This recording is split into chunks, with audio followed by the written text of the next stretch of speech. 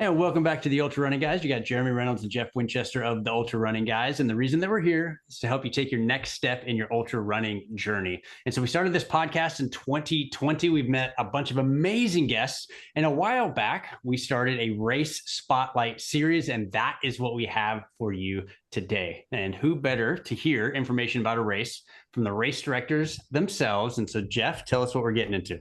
Well, so before we get started, I need to first recognize that the recommendation for this race came from somebody that's been a listener to our show, Brendan Smith. I'd never heard of the race we're going to talk about tonight at all. So, Brendan, thank you so much for that. I really appreciate it. It's also the first race that we have ever spotlighted that is outside of the United States. And so that's kind of a cool feature, too. It is the largest ultra in Canada. It is the largest trail race in Canada, and it is the oldest ultra in Canada, and it is now, as of May 2024, a Western States qualifier in Ontario for the first time as well. So it's a lot of firsts and a lot of biggies, and so it's really exciting. So the race I'm talking about is the Sulphur Springs Trail race. It takes place on the trails of the Dundas Valley Conservation area, and I'm sure our guests are going to correct my pronunciation of all these things I'm saying. It's located in Hamilton, Ontario, and the event hosts multiple race distances ranging from a 10K all the way up to a 100 miler. And so tonight what we're going to do is we're going to focus really on the 100-mile distance specifically as we get through this. So we're going to dig into it. But before we do, I do need to point out one more fact about it. This year's race, which has a cool feature, right? It had runners from 9 different countries, 10 different US states, and also 9 Canadian provinces. So cool. So it's like global. It's like worldwide, right? It's kind of cool. All right, so let's get into it though with our guests. We have 2 guests, which is 2 of the 3 race directors for this race. Mauro Campanelli, and Mauro, if I mispronounced your name, I apologize in advance. You're and good. Russell Thacker joining us tonight. So Mauro and Russell, welcome to the show. Thanks a lot, guys. Here. Thank you. Well, look, we're super excited to talk about all this stuff. And so if you're tuning in for the first time, the purpose of this is we're going to give you all the details. These guys are going to tell you everything you need to know to come run this race and get excited about it. And so one of the things, because there was so much information to talk about, all the firsts and all that, is we did not get into kind of just the standard course description. So if one of you guys can just run down, give us the quick down and dirty on if somebody's going to show up, we believe it's loops, but give us that description of the course. Yeah, sure. So so it's a 20-kilometer loop. So it's 13 miles. I'm 12.5. 12.5. There you go. Thank you, Ryan. I knew it was, I checked earlier. I tend to round up. So and it is it's a little bit of broom trail, a little bit of single track. It's got a little bit of climb, a little bit of downhill. The climbs aren't, any one climb isn't huge, but it is accumulative. So you're doing, for the 100 milers, you're doing 8 consecutive loops. You have 30 hours to complete it, and it's all in covered forest. There's very little open terrain. But it's as I'm sure we'll get into a little bit later, but it's a really deceptive course. I think that's the hook for a lot of people. So the climbs, some of them can be like I said, somewhat sustained, but there's nothing that's super huge. You're not climbing for 1.5 miles kind of thing, but it's just beautiful. Like it's that's what I call my church, and I'm out there crack of dawn sometimes, and I just love you get the deer and all the animals, and it's just great place to hide out. So I'm just going to add real quick, because I know that people who are listening, whenever we start talking about elevation, they're always like, really, how much is it? And so when I looked at the website, I'll add, it looks to be about 520 meters, if you will, of gain per loop. So for us metric challenged folks like myself, that ends up being about 1,700 feet of elevation. And so my quick math tells me about 13,000 feet of elevation for the 100-mile race. That's cumulative. Cumulative is what you're looking at. So it's spread out pretty well. Yeah. All right. And so this is, I'm going to ask you a question now, and then we're going to get into the tactical stuff. And as race directors ourselves, we know that sometimes this can be very difficult, but you guys have put a lot of blood, sweat, and tears into this. For each of you, what is your favorite thing about Sulphur Springs?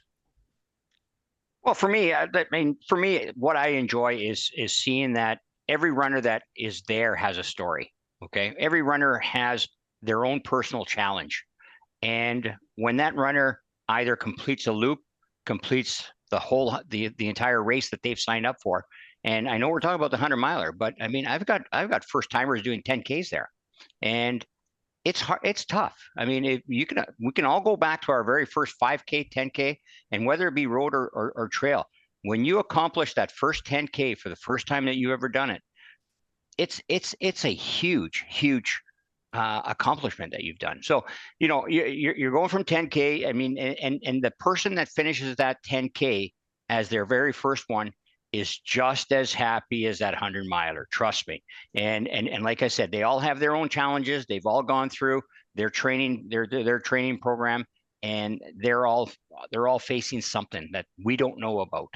And when they cross that line, man, oh man, it gives me goosebumps, and it's just so nice to see. That's the big thing for me.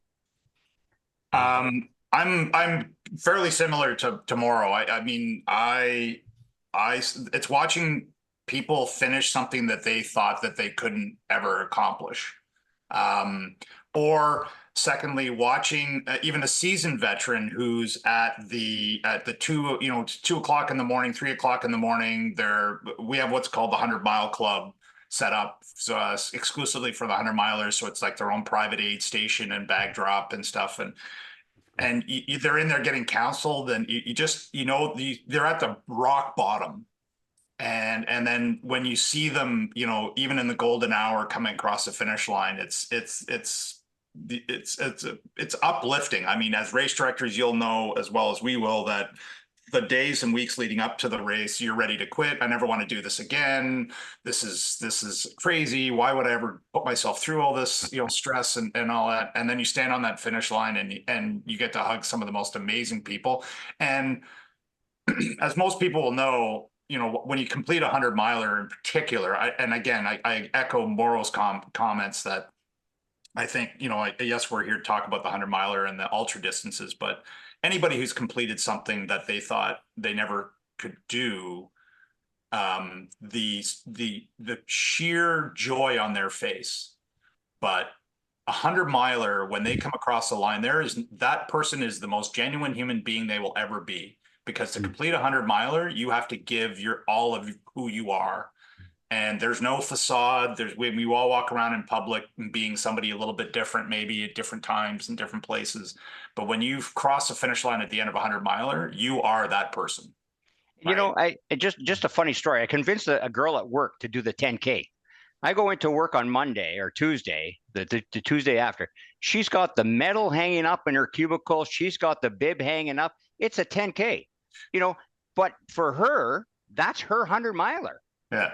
It just gives me goosebumps when I walk by her cubicle. Not because it's my race, but just to know that she did it. So pretty cool.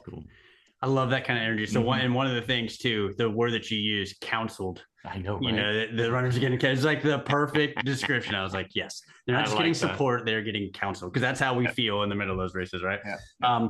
So I do want to touch on something because you guys have brought it up a couple times. So, and Jeff mentioned there's multiple distances. So the notes I have here: 10K, 20K, 50K, 50 miler, 100K, and 100 mile, as well as relays. Yeah. And so obviously a lot of stuff happening at one place. Is it all at what time, or what does the schedule look like, and do people ever share the course? Are they seeing each other's races? Yeah, I'll take this one, Russell, if you don't mind. Yeah, no, what we did is we did all the ultras beginning on Saturday. Okay, all the ultras start on Saturday, and they're a little bit scattered. I mean, they all start within an hour. Okay, on Saturday morning. So you got the 50K, 100K, 50K, 50 mile, 100K, 100 mile, and the relay guys all starting on Saturday morning, all within an hour each other, just so that they're not bulking up on the trails.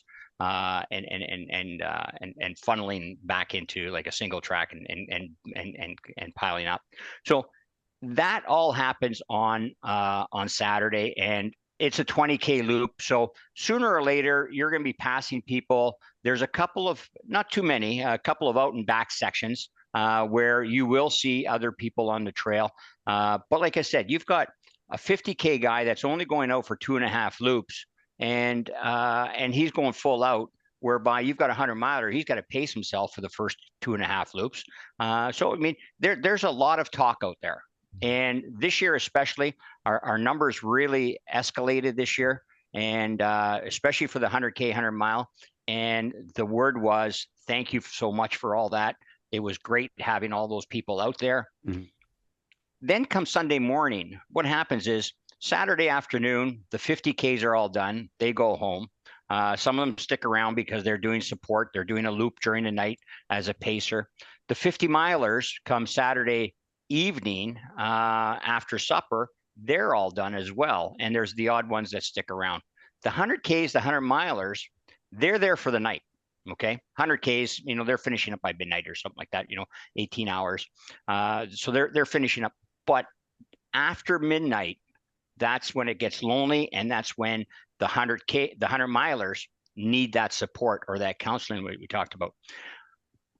Sun comes up, everyone's got a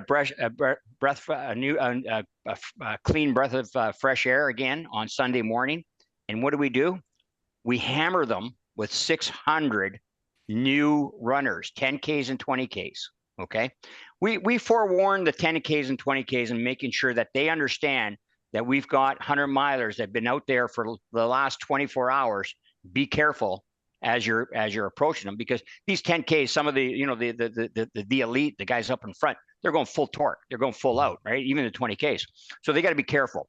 And the 100-milers have to be careful as well. But what happens is the last dozen or so 100-milers coming in to finish anytime after 8 a.m., they've got the support, they've got the cheer section of those 600 10Ks and 20Ks that just came Sunday morning, plus their families, because those are the guys bringing the families, okay? And with an announcer telling them, listen, we've got a 100-miler coming up the hill now. Let's hear it for them. And, you know, I mean, and that happens 10 or 20 times during the morning. It's pretty wild to see. Yeah. You know, it's pretty wild. The energy created by that is amazing. I mean, years previous, even before, I think we did it the first year we took over the race, but by the Sunday afternoon or by later in the morning, it's really just the 100-milers crews that are left, and they're crossing the finish line to sort of, hey, way to go, right. You know. And Morrow had this great idea to switch the 10s and 20s. And as you said, you know, we're pumping them up to say, hey, listen, these guys are out there. They need your support. And you know, to have these 100-milers come in and have these 600 people standing around eating bananas, lining the finishing chute, just cheering them on is incredible energy. And the feedback we got back from that, from both the 10s and 20s, just to be inspired by seeing these people who have been grinding it out for so long versus the 100-milers telling us, you know, it was so nice to come across that finish line and have the, you know, that cheer and that energy to help push them up. Because one little sneaky part about our race is we have a monstrous hill at the end.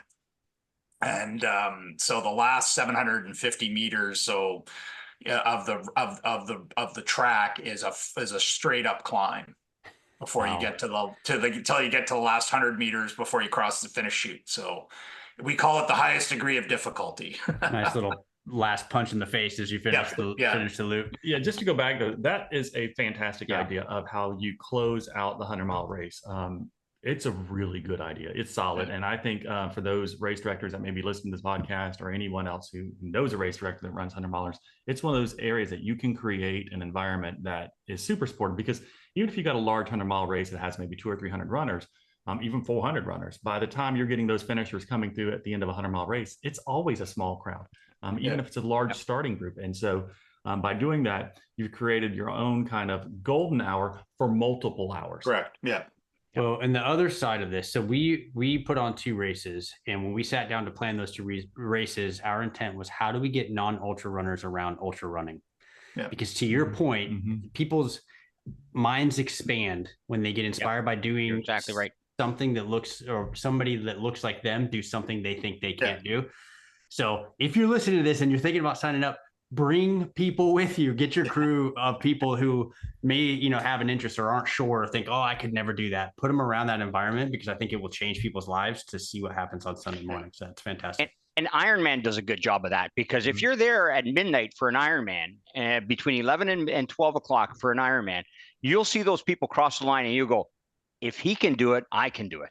Yeah. And as soon as you got on your, and same thing with ultras. I mean, if you see some people doing 100K or 100 mile and they're crossing that morning, once it's in your head, you're done. You're good. You're good to go. And when you look at somebody, when you look at some ultra runners, I mean, I ran umpteen marathons, I didn't get into ultra until in my 40s. I'm 55 now.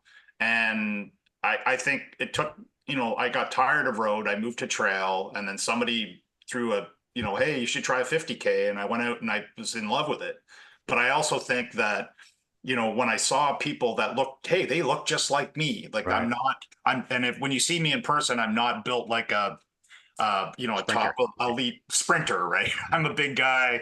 But I always say to people, I can't go fast, but I can go far. And to be able to grind that out. And, so I think that's the one joy of it too. Right. So good.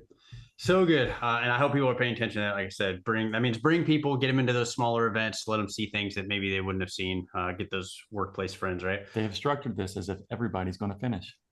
What's that? They structured the race like everybody will finish. Yeah. Well, and that's why the counseling is so, you got energy during the day on Saturday, need that counseling, and then get you through to the big energy finish.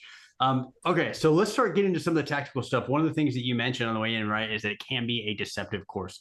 So we just heard about, if you're listening, be prepared for that end of the loop. I'm sure all it takes is one loop to realize, oh, okay, I'll be doing this 7 more times. But what do runners underestimate about this race? So there is we have another section called the lollipop in our course, and it when you look at it on the map, it's where it goes out, it goes around and comes back out, and it intersects, and then they head the last 750 meters to the start finish line. So and that loop itself has a sustained climb we call the Three Sisters. So it's sort of 3 false summits until you reach this sort of ridge line. You run along this ridge line. The backside of this ridge line has a sustained gradual downhill. And your natural impulse is to, this is beautiful. I want to open, and it's a nice wide track.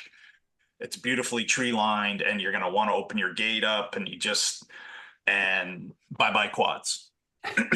So I usually tell most ultras to be careful on that part of the course, because you could trash your quads to the point where, you can't go downhill. I've had it in a race where my quads were so bad I had to go downhill sideways or even backwards, just because I couldn't. It hurt more to go down than it did to climb. Right. So I usually tell people, and what, as I said earlier, it has a couple other sections that are rollers. So again, nothing that if you're, I always say to people that I've counseled on running is walk the uphills. Like if you're running 100 miles, there's no point blowing all your gas out unless you're going for the first place finish. You don't need to do it. You don't need to kill yourself. So I say walk the hills. But this has a couple of rollers on it that you might decide to run. And again, just this course is chips away at you. Like when you look at it from elevation profile, or even if you were there in person, you might not think much of it, but 8 loops of that, it just picks away at you. And then throw in some weather on that, right? I mean, May in Canada can be deceiving. It can be 80 degrees, 90 degrees, or it can be 50, right? And this year we had 6 hours of rain, which turned the course into peanut butter, right? So that sounds fun. Yeah, it was. So big takeaways, it sounds like, are prepare for downhills, whether that's, and we've talked a lot about that in different episodes, strength training, some of the different things that can help, or just planning accordingly and having discipline during the race. Yeah. Stay within your means. I think that runners that have I would say plan your race your plan, and then prepare for everything to go completely wrong. Right. But I think it's the ones that kind of can know how to contain themselves. Don't go out too fast, don't go out too slow, but they have a good strategy in their mind, right? And they can just stay steady, just keep moving, right? Even if you're eating, you're walking, right? And then pay close attention to the weather, especially if you're traveling, because it's probably easy to make assumptions and then get that surprise. So spare shoes. Yeah, like if we get weather, you're gonna want a change of shoes. Like some people prefer to run in the same things, and a lot of people's shoes this year's got toasted pretty quick. So, well, I want to talk about the 100-mile club. That got my attention a lot. So it's one of your aid stations that is dedicated specifically just to 100-mile runners. Like, how do you set that up in such a way that the other runners don't get up in their business? Well, what we do, I mean, we make sure that the other runners, starting on Saturday morning, the 50K, 50 miles, 100K, they have their tent set up, and we make sure that they understand that.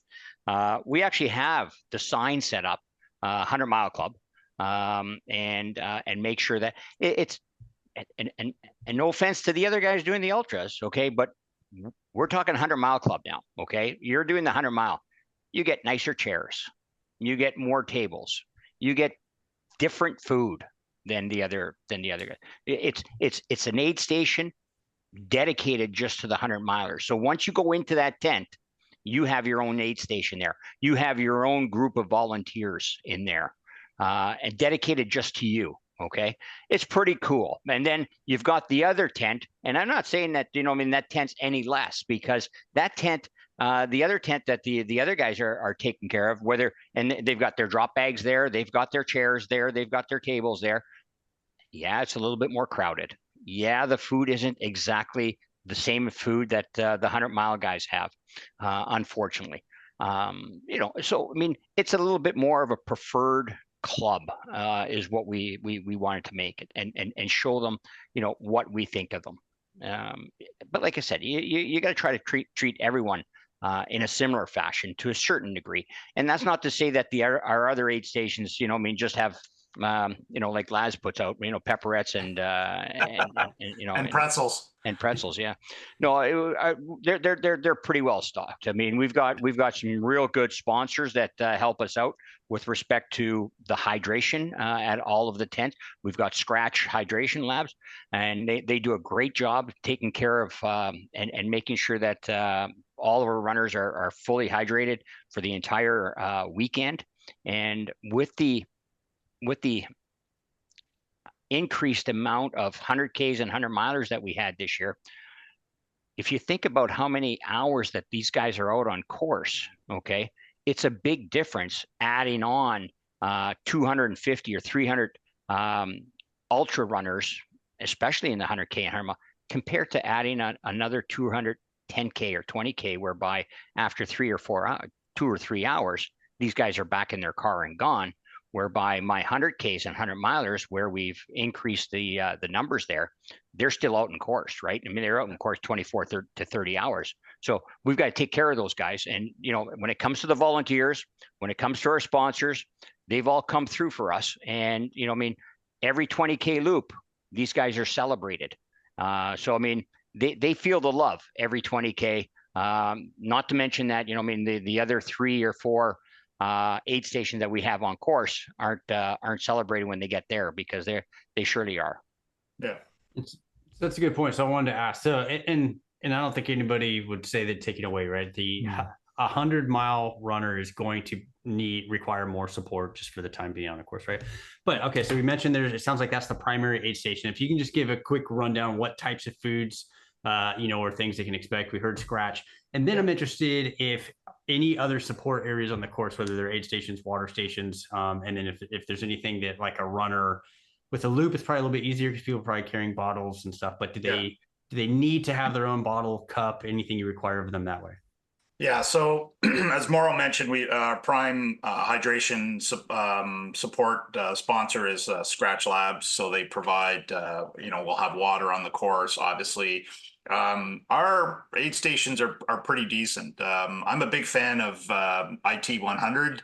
And I've Indiana Trail. I've run that a number of times, and I've always loved their aid station. So we kind of took modeled some of that off of them. So we have. There's oranges, watermelons, there's a variety of cookies, there's peanut butter and jelly sandwiches, there's pretzels, there's potato chips, there's gonna get this right for all my American friends. There is soda pop, or we call it pop up here in Canada. We just call it pop, but and then we have, like I said, and then at night we have soup. We have boiled potatoes, we have cucumber, salt, and our aid stations are about 4.5 kilometers apart. So that's whatever, almost 3 miles, 2.8 miles, 3 miles apart. So they're never that any far apart from an aid station. So potentially you as a runner, it's not my way of doing it, you could do it with a handheld bottle and be fed all the way around the course, right? And then like you said, you'll end up back at the start finish line. We do also have, like, there's one aid station they hit twice, where they'll come out of the trail, cross over the aid station, they go into this infamous lollipop, as I just mentioned, they come out, that aid station is there again, but then again, they're only 750 meters from the start finish line. So our volunteers do a fabulous job, keeping the food going and keeping the energy up. This year, because of the increased number of 100-miler and 100Ks we actually had our aid, our medical team supply during the evening hours. They provided a medic to every tent, just to make sure that, because we had so many sustained 100-milers out there and 100Ks, just to make sure that they were operating, functioning well. The lights were on. Somebody was at least knowledgeable behind the wheel, just to keep them safe. So we're very blessed too. Like our start finish line, and maybe afterwards I'll send you one of the pictures of a drone shot of what our topography looks like over top. But so we have like a bunch, like we have a 20 by 60 tent, we have a bunch of 20 by 50 tents, MC stands, and it's all in a really big parking lot, like a gravel parking lot at the top. So it creates this incredible festival atmosphere, which is something that I think is really, and I'm probably going to steal a little bit of the question coming forward, but it really steals, or it really creates a festival environment, which is I've noticed over years that we've done this, more people are staying for the duration of the race because they want to be part of that party, right? It's people are, there's run clubs have their own little tents, and they're sitting around, chatting with each other. They're supporting their club runners out on the course. We've got music playing. So coming up that hill to the 20K completion of the loop or the finish of your distance, whatever it might be, there's an energy there that I think is what makes this race really special. This race sounds very, very organized from a variety of reasons and everything you've talked about. So just out of curiosity, how long has the race been around? This is the 33rd year. Coming up, we've got 30 years coming up in this May, 2025. I just was reading an article that was passed over to me from the very first race. The very first race back in 1992 or something like that. 1993 was the very first race. And at that time, there was only a 25K race and a 50K race, and only about 160 runners at the time. Believe it or not, the two winners from that race, the 25K race winner and the 50K, have raced our race in the last 3-4 years consecutively. Wow. So we brought them back. Ron's been back for a while, but Mitch we brought back. I invited him, got a hold of him, tracked him down in about 100 miles away, and invited him to the race. And he's been at the race for the last 3 years. Loves every minute of it, and it's pretty cool to know that from that first race back in 1993, that we still have somewhere between 6 and 10 runners still participating in the race today. So that's amazing. It's pretty cool. So you said in 1993 you had 160 participants for your first race. How many participants were in 2024? 1,700. 1,800 registered. Well, You're right. 1,800 registered. Yeah. So amazing. So when we said at the beginning, the largest, it's clear to see why. And I love, obviously if you're listening, right, and looking at this and taking it in, there's probably either people that are going to be well experienced and they're looking for that next one, or there's somebody thinking, hey, first, and we get a lot of those, right? Oh, I heard that episode. I think I'm about doing this for my first. One of the things I love, obviously, loop courses are great from an energy perspective. You kind of, it's not too long before you come back and see those people. I love the idea of the festival atmosphere. That's probably really hard to beat in terms of the energy. And then I would imagine that goes into spectators. Like, we love taking our families and being around that. My wife is like, I don't want you racing without me. I want to be there. So I would assume that this plays really well into if you want to bring your family, crew, spectators, things like that. Talk to us quick about that. Yeah. So it's tent city around the whole, like there's the adjacent to the parking area is a massive, I think it's an 8-ball diamond field, and soccer fields and all stuff. So that it just becomes tent city. So, technically we're not allowed to say that there's camping, but if people put up a shade tent or a tent for the purpose of supporting their runner in the course of the race, then that's kind of what happens. Okay. So the one thing, so yes, lots of families, we've had again, we've had guys show up with smokers and stuff. They're doing a cookout, a little bit of a tailgating. Not our preferred thing. That's a little bit with outside of permitting purview. But again, we always say to people, outside of this rock line, if whatever you do out there, the onus is on you, is the thing.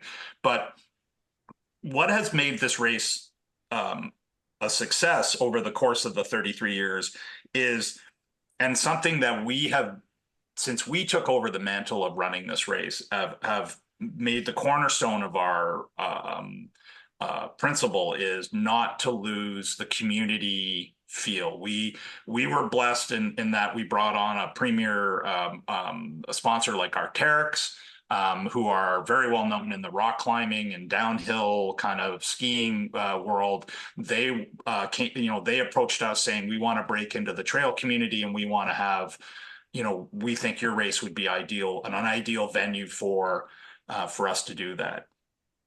And as we built the sponsors, which are, as you know, as race directors, are key to helping put on a race of this size, and is not to lose that community feel, that family feel. That's what makes trail, regardless of the distance. And I always say trail and ultra particularly is the one format where the elites start in the same corral as everybody else.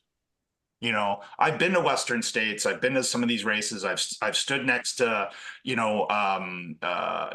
a Courtney Dauwalter or Chris Rigolowski. I can never remember her name. She's a good ultra runner. But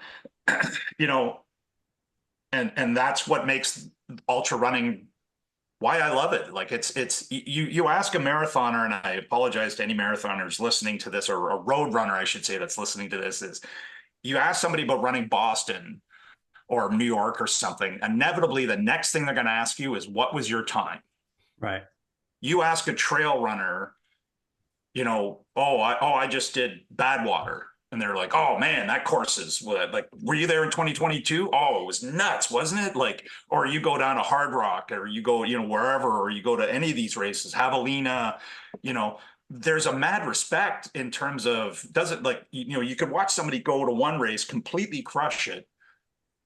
3 months later, show up in another race and bonk, and there's no disrespect given to anybody, because we all know that, you either have the day or you don't have the day. Right. Yeah, for sure. And so the cornerstone of our belief in this, in running this race is regardless of the size it gets to, the amount of corporate sponsorship, is that we do not lose what is the foundation of it, is that it's a community race. It's a small community. Ancaster is really tightly knit. And that was really, really key to us. And then when our Arc'teryx came on board, one of the other things they like is we have a very big sustainability message. And I apologize, I meant to mention this on the aid station, is we are a cupless event. So bring your own, cup, because we started the other year, we have a green finish line. So we have no plastic cones marking the chute. It's all evergreens. And then at the end of the race, those are donated to the conservation authority that owns the park, and they get planted back in the forest. Right. And yeah, we're really big on the sustainability. That's another one of our founding principles. Well, one thing I will say is that the passion comes through, right? And you want to run, don't you? No, that's what I was gonna say. So if you're listening right now, you're like, okay, I think I want to run this race. And so kudos to you guys, because I don't think it's always apparent, and probably especially in road running, because like you said, you don't get that interaction. But race directors make such a big difference, and it's so clear how much you guys care, the passion, the work that goes in. So thank you for that. And I'm sure any runner that's run the race would echo that. Yep. But okay, so now somebody's interested, right? What does the registration process look like? So 2025, when does it open? Are there any qualifiers, like for the 100? Obviously, there's other events, but for the 100, are there any qualifiers? Talk us through that. The race is not open. The 2025 race is not open yet. Registration does occur on raceroster.com. Okay. So you can search us out there. If you want to take a look at some of the race details, some of the athlete, the runner handbook and stuff like that, that's all on the 2024 raceroster.com Sulphur Springs page. You can find all that there. That's still available. That's still live. That's still open. We haven't created the 2025 page, nor have we opened registration yet. That will come around towards the end of September. We're just putting our ducks in a row with a few sponsors, a few partners, and making sure that we are totally on side with them, and they're on side with us. And once we've got that going, we'll open up registration, and we'll make sure that there's an email campaign that goes out to the previous participants, and then word will get out pretty quick. We talked about, the participants from, the 9 different countries, 10 different states. We're looking to expand that. We'd like to bring a few more people in from a few more locations, and looking forward to host those people. Race roster, like I said, I mean, we'll sell out pretty quick. Our race has sold out continuously over the past 8 years now. So we're looking to sell out again this year, or when I say this year, 2025.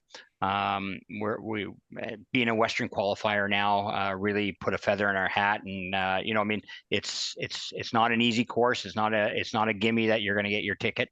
It is still a challenge, no two ways about it, and we're looking forward to taking care of those people once they get to Sulphur Springs. So I got a follow-up question on that. So a lot of ultra runners use ultra sign up, and if the race is not open yet, they'll use the watch feature, right, to kind of be notified when registration opens. Is there any way that runners who are not part of your email list could find out when the registration opens in advance so they can be prepared for that, particularly if they're concerned it's going to sell out? Is that something they could do, or how would they be able to keep up with something like that potentially? Very easy. They can email me or email us at sulphursprings@burlingtonrunners.com. And that can be found on Race Roster, that email address, and just ask me to put them on the email campaign. That's simple, very easy. Our social channel too will have it. Our Instagram page will have it too. So our Sulphur Springs Trail Race on Instagram and Facebook. So and we'll put that in the show notes as Absolutely. well. It's great. So one thing I don't know if we got the answer to, is there qualifying, do you have to have any qualifying requirements to register for the 100? Nope. No, sir. So as long as you get in there while it's open, Just then gotta be get in while dumb. it's open. I just got to be dumb. That's right. We're all Sign me up. qualified, right? We're all qualified. This has been great. Yeah, no, guys, again, the passion, the work, again, congrats on the Western States qualifying. We were talking about this kind of before we joined. It sounds like there was a ton of work that went into that, but that's huge. And I'm sure it opens it up to a lot of people that are trying to plan their race. Cause I know that there are people, right, that are planning their race about how do I get my Western States qualifier this year. But what you guys do for the running community, thank you so much. It's just, it's clear that anybody would be better by attending this race. And again, I really personally would love to see that energy, especially Sunday morning. It sounds like such an incredible time. Well, you guys need to come up next year. I would say what's on your calendar. Yeah, what's on your guys' calendar on May 24th, 25th. Check it out. I have to send you an email to get on your email That's right. distribution. So I don't know yet. If I get into Western States, then what's on my list will be the Western States training camp in May. Yeah. Right. Yeah. But I may have availability. We'll see. So pencil it in.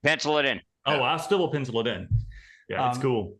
But for everybody joining, so if this is your first time, thank you so much for taking time. We hope you find value. Go check out the main show as well. Share with your friends, tell people, and then share this race. And so just thank you for taking the time.